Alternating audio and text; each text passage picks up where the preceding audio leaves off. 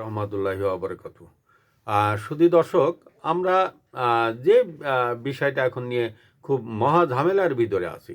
সরকার এক ধরনের স্টেটমেন্ট দিচ্ছে এবং অন্য ধরনের স্টেটমেন্ট দিচ্ছে বিভিন্ন পত্রপত্রিকা এবং আম, বিভিন্ন রাজনৈতিক দলগুলো। সাধারণত দেখা যাচ্ছে যে সম্প্রতি শোনা গেছে যে বর্তমান সরকার এই হানা ভোটের জন্য, অর্থাৎ আম, যেটাকে বলা হয় গণভোট, সরকার গণভোট অভিহিত করেছে। গণভোটের জন্য সরকার বিভিন্ন মন্ত্রণালয়কে, অর্থাৎ 6টা মন্ত্রণালয়কে 140 কোটি টাকা বরাদ্দ দিছে। এই 6টা মন্ত্রণালয়কে 140 কোটি টাকা বরাদ্দ দিচ্ছে, অর্থাৎ এই গণভোটের পক্ষে প্রচারণা করার জন্য। কিন্তু গণভোটের পক্ষে কোনো সরকারি কর্মকর্তা কর্মচারীরা প্রচারণা করলে তাদেরকে দণ্ডনীয় অপরাধের একটা আওতায় আনতে পারে ভবিষ্যৎ কোনো সরকার, এবং অকালে তাদের চাকরি দিতে পারে, এবং সর্বোচ্চ 5 থেকে 6 বছর তাদের কারাদণ্ড হতে পারে। সর্বোচ্চ 5 বছর কারাদণ্ড হতে পারে। এবং 25 সালে সরকার একটা অধ্যাদেশ জারি করেছিল, কিন্তু সেই 25 সালে যে সরকারি একটা সেই অধ্যাদেশের ভিতরেও অনেক ফাঁকফোকর আছে। যেমন প্রধান সমস্যা আছে যে বর্তমান যে সরকার আছে, এই সরকার তো সাংবিধানিক সরকার না, সম্পূর্ণ একটা অবৈধ সরকার। তা যার কারণে এই সরকারের যত অধ্যাদেশ, এই সরকারের যত আইন, ভবিষ্যৎ কোনো সরকার এলে তারা এটাকে ডাস্টবিনে ফেলে দিবে। যেমন পিছনে অনেক সরকারের দিছে।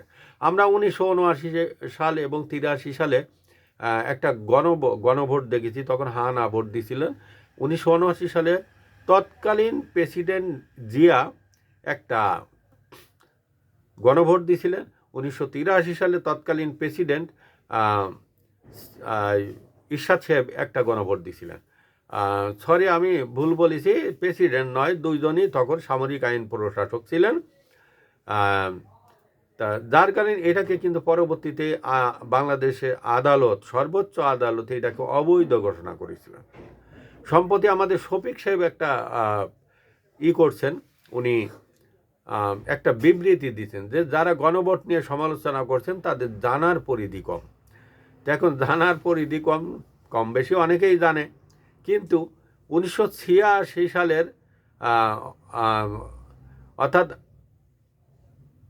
এর আগে 72 সালের RPO 86 অনুচ্ছেদ অনুযায়ী সরকার নিজের সর্বনাশ নিজেই ডেকে আনছে। প্রজাতন্ত্রের কোনো কর্মচারী নির্বাচনের ফলাফল নির্ধারণের জন্য কোনো প্রভাব বিস্তার করেন, কোনো প্রভাব বিস্তার করতে পারেন না। যদি করেন তাহলে সেটা দণ্ডনীয় অপরাধ বলে বিবেচিত হবে। তাহলে এই যে 6টা মন্ত্রণালয়ে 140 কোটি টাকা সরকার দিল, এই 40 কোটি টাকার কী হবে? 140 কোটি টাকা তো পানিতে চলে গেল।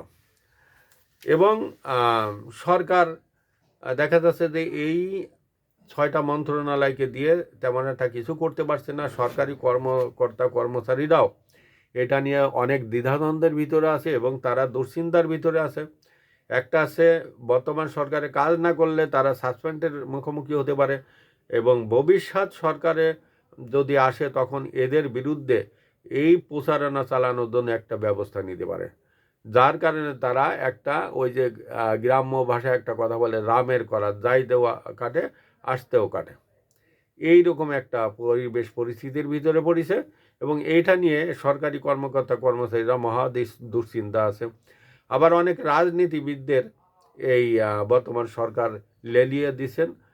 যেমন কয়েকটা দল এটাও বলতে শোনা যাচ্ছে, যারা হা ভোটের বিপক্ষে যাবে তারা জুলাই আন্দোলনকে ধারণ করে না, এবং তারা জুলাই আন্দোলনের বিরুদ্ধে। এবং সম্প্রতি একটা বড় দলের নেতা এই হা ভোটের পক্ষে কথা বলেছেন, কিন্তু এতদিন তারা না ভোটের পক্ষে কথা বলেছেন তাদের দলের নেতাকর্মীরা। কিন্তু এখন তিনি এ কথাটা বলেও বিপদে পড়েছেন, আবার না বললেও দেখা যাচ্ছে যে তোপের মুখে পড়বেন, এবং ভবিষ্যতে ক্ষমতায় আসাটা খুব কঠিন হয়ে যাবে, দুরূহ হয়ে যাবে এবং সরকারের উচ্চ পর্যায় থেকে, উচ্চ লেভেল থেকে হয়তো তাকে সাইডে বসানোর জন্য চিন্তাভাবনা করা হবে এবং তার বিরুদ্ধে ভবিষ্যতে কোনো ব্যবস্থা নেওয়া হতে পারে। এবং তিনি অনেক আইনগত বিভিন্ন সমস্যার ভিতরে আছেন, যার কারণে তিনি সম্প্রতি রাজনীতিতে এসে এই ছোট ছোট দলগুলো, যে মানুষগুলো সচরাচর পায়ের দিকে তাকায় কথা বলতে পারে না, তারা এখন মুখের দিকে তাকায় কথা বলছে। যে দলগুলো সাধারণত কোনো সাইনবোর্ড নাই, তারা এখন সেই দলের প্রধানের সেই বড় দলের প্রধানের বিরুদ্ধে অনেক নানা আজে বাজে কথাবার্তা বলছে, যেগুলো আসলে গ্রহণযোগ্য নয়। মানে তাদের সমকক্ষ লোক তারা নয়। একটা রাস্তার যেসব পোলাপান, তারা যদি এই বড় বড় লিডারদের বিরুদ্ধে কথা বলে, তখন সেটা মানানসই হয় না। আমাদের সাবেক দল বিএনপি এবং আওয়ামী লীগ এবং জাতীয় পার্টি, এদের বড় বড় নেতা নেত্রীদের বিরুদ্ধে তারা হর হামেশায় বিভিন্ন ধরনের কথাবার্তা বলে যাচ্ছে এবং যার কারণে এই বড় দলের নেতারাও অনেক ঘাবড়ে যাচ্ছেন এবং কি করবেন এটা ভাবার মানে অনেক সময় পাচ্ছেন না এবং দ্বিধাদ্বন্দ্বে ভুগছেন যে এই মুহূর্তে আমাদের করণীয়টা কি। এই করণীয়টা তারা নির্ধারণ করতে পারছে না। তারা একটা দিকে তাকিয়ে আছেন যে কখন নির্বাচন হয়, কখন নির্বাচন হলে একটা ফয়সালা হয়ে যাবে এবং তখন ক্ষমতার মানদণ্ডটা বোঝা যাবে যে কে কতটা নির্ভরশীল।